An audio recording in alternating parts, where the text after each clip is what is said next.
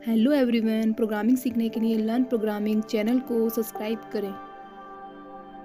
In this tutorial, we explain data type and variable in C language. Introduction of the data types and variable. Data type C language के अंदर data types वे तत्व होते हैं जो ये बताते हैं कि जो वेरिएबल के अंदर स्टोर की गई वैल्यू है वो कहाँ जाके स्टोर होगी तथा तो कितना मेमोरी के अंदर स्पेस लेगी।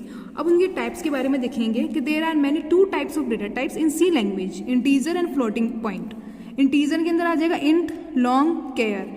फ्लोटिंग के अंदर आ जाएगा फ्लॉट, डबल, लॉन्ग, डबल। अब इनके बारे में देखेंगे इनकी क्या रेंज होती है, इनके मतलब इनको लिखने का तरीका क्या होता है और ये मेमोरी में कितना स्पेस लेते हैं। जैसे केयर और साइन केयर जो होता है वो मेमोरी के अंदर 1 बाइट लेगा और उसका लिखने का तरीका %C होता है और उसकी जो कैपेसिटी या रेंज भी कह सकते हैं वो -128 to 127 तक है।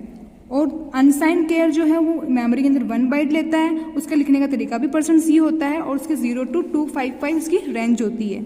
इंट और साइन इंट में 2 बाइट उसका मेमोरी स्पेस लेता है वो और उसका लिखने का तरीका जो होता है वो %D होता है और उसकी रेंज -32,768 to 32,767 होती है। अनसाइन इंट 2 बाइट्स लेता है, उसका लिखने का तरीका तो जो होता है वो %U होता है और उसकी रेंज भी इस प्रकार होती है। इसी प्रकार से ये इतने सारे डेटा टाइप्स होते हैं जिनकी अलग अलग रेंज होती है, उनका लिखने का तरीका भी अलग होता है और मेमोरी में स्पेस भी अलग अलग लेते हैं।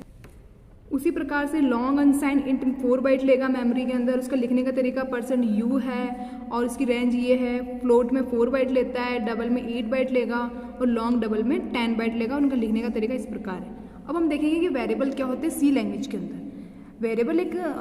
वेरिएबल एक ऐसा तत्व होता है जो ये बताता है कि प्रोग्राम के अंदर स्टोर की गई वैल्यू जो है वो कहाँ जाकर स्टोर होगी तब वो मेमोरी के अंदर कितने समय तक स्टोर रहेगी उसके बारे में बताता है। जैसे उसका डिक्लेरेशन ऑफ वेरिएबल। सिंटेक्स क्या है वेरिएबल का? Data type and variable name. पहले हम डेटा टाइप लिखेंगे, फिर उसमें वेरिएबल डिक्लेयर करेंगे और उसका वेरिएबल का नेम देंगे। एग्जाम्पल के लिए जैसे देखेंगे कि इंट के अंदर ये हमारा एक डेटा टाइप हो जाएगा और ये अमाउंट हमारा वेरिएबल नेम है। उसी प्रकार से फ्लोट एक डेटा टाइप है और टाइम, रेट, इंटरेस्ट ये एक वेरिएबल का नेम है। अब उसके अंदर वैल्यू स्टोर कैसे करवाते हैं उसके बारे में देखेंगे। जैसे मैंने इंट में डेटा टाइप लिया है और उसके अंदर एक वेरिएबल नेम है जो मैंने ए डिक्लेयर किया है और उसके अंदर 10 मैंने वैल्यू स्टोर करवाई है, तो इस प्रकार से हम वैल्यू स्टोर करवा सकते हैं। अब हम डेटा टाइप एंड वेरिएबल का एग्जांपल के थ्रू प्रोग्राम देखेंगे। उसके लिए हमने हेडर फाइल इंक्लूड कर दिया stdio.h एंड conio.h। अब हम मेन फंक्शन का यूज़ करेंगे। उसके लिए हमने मेन फंक्शन दिया, उसके बाद में हमने कर्ली ब्रैकेट ऑन किया। अब हम data type int data type है जिसके अंदर variable A, B, C declare किए और CLR SCR का यूज़ किया है हमने स्क्रीन को क्लियर करने के लिए। देन प्रिंटफ फंक्शन का यूज़ करके ए एंड बी के अंदर हमने वैल्यू एंटर करवाने के लिए enter a 2 number message print करवाया।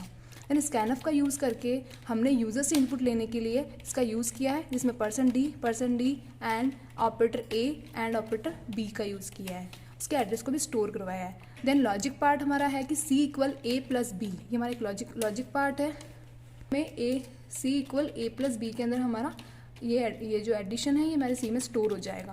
देन प्रिंटर फंक्शन का यूज़ करके जो C के अंदर जो रिजल्ट आ रहा है उसको हमने स्टोर करवाया, तो addition equal %D and C के अंदर हमारा रिजल्ट स्टोर हो जाएगा। देन गेट स्टेज का यूज़ करके हमने इसके प्रोग्राम को क्लोज किया है। अब हम कंट्रोल F9 करके भी हमारे प्रोग्राम को एग्जीक्यूट कर सकते हैं और मेन्यू बार पर जो रन विकल्प को चुनकर हम यहाँ से रन करके भी हमारा प्रोग्राम रन हो जाएगा। तो ये पूछ रहा है कि एंटर ए 2 नंबर, तो हमने 3 एंड 2 डाला, 4 डाल दिया, addition equal 7। Thank you everyone. अगर आपको वीडियो अच्छी लगी हो तो लाइक करना, सब्सक्राइब करना, अपने फ्रेंड्स एंड फैमिली के साथ शेयर करना।